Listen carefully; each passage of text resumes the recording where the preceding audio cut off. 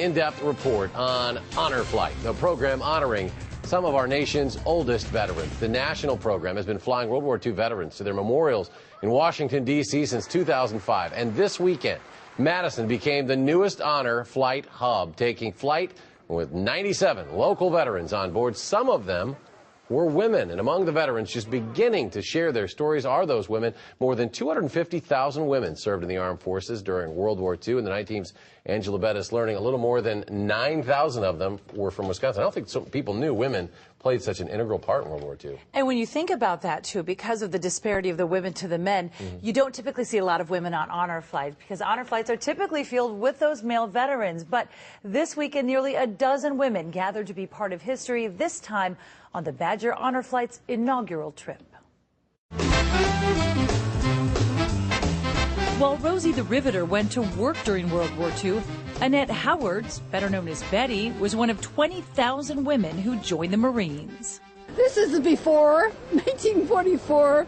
This is me, 2010. In 1942, President Roosevelt signed a bill allowing women to enter the Army, Coast Guard, Marine, and Naval Reserves. These women were mechanics, air traffic controllers. I was in maintenance. I operated the tool room, and I ordered, maintained, and issued the tools needed for repairing the aircraft. I was an Army nurse over in Hawaii. And just like their male counterparts, they too have war stories to tell. We were supposed to go to the Philippines, but the Philippines had fallen before we got there. Yeah.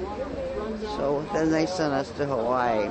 Stationed at Quantico, you got ribbed when you went other places because Quantico is the Marine Corps heaven, the brick foxhole, the best place to be. Everybody was jealous. Oh, it was great. At the World War II Memorial, it is etched in granite. Women who served were measured as citizens of the nation, not as women. This was a people's war, and everyone was in it. You don't think you did anything special, you know. Just did what came naturally. When the war ended, We were just given our discharge pay and said goodbye, go home, go back to the kitchen, and be a wife. And that's what we did. Don't talk about it unless somebody really quizzes you. but this weekend they were talking, especially to one another. To be here with my peers, and did you see all the women Marines? Go girls! I know, it's fantastic. This is a little something I made up for you gals last night, just to commemorate your trip here. To each member, World War II woman veteran of Wisconsin, in recognition of your integrity and devotion to duty that defined your generation and has inspired generations of Americans since. This is really something. Look how old we had to get together. All these women laid the path for all the women that are in military service now. Because when World War II was over, everyone thought women would be decommissioned. But that was only the start of women's military service.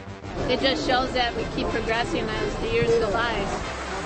And that these memorials belong as much to the women as the men. And to see our veterans from Wisconsin be able to have the privilege to come here is just truly an honor.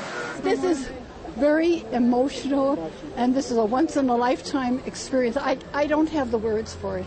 I just don't.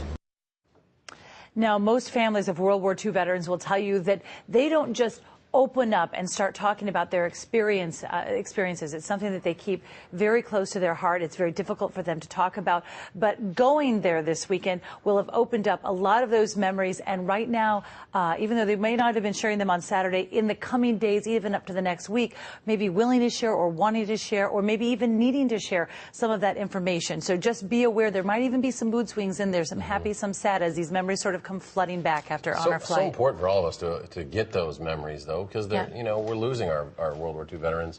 But you were invited. News 3 was invited as part of this, and this is a big project, a year in the making, right? Badger Honor Flight out of Madison? Out of Madison. And we've been doing stories with them for the past year, which has been a great thing to watch them sort of come full circle and actually get that flight off of the ground, which is why we were invited. Now, it does cost $500 a ticket for the Guardians to go. Honor Flight let us go along so that we could help tell those stories in hopes that more people will get involved with Honor Flight. It's such a great and worthy cause for these veterans. And you had beautiful weather there as well, which made it easier for the veterans to get around. Right, so. and we do have some stories coming up tomorrow, too, even though we've done a lot of these stories in the past few days. Mail call was something we briefly touched on yesterday. It was such an incredible thing for that mail call. So we're going to do a little bit of a larger story on mail call, and my photographer, Lance Height, has a wonderful piece about some of those great war stories that we heard all day long, and he's going to put together a really nice piece for tomorrow. Well, I was glad we could get you away from the baby a little bit, go on the trip. That was good. It's been fun. Nice to have you. Great to see you, Angela. Thank you. Thanks, Eric. Well, continuing tonight's In Depth, there is a waiting list for all 5 of the honor flights across the state. Badger Honor Flight fundraising to run another flight this fall. Remember, the flight is free to all of our World War II veterans. The organization, though, does need to raise $100,000 to make that happen. You can find information about donating or download forms, or you can volunteer. BadgerHonorFlight.org.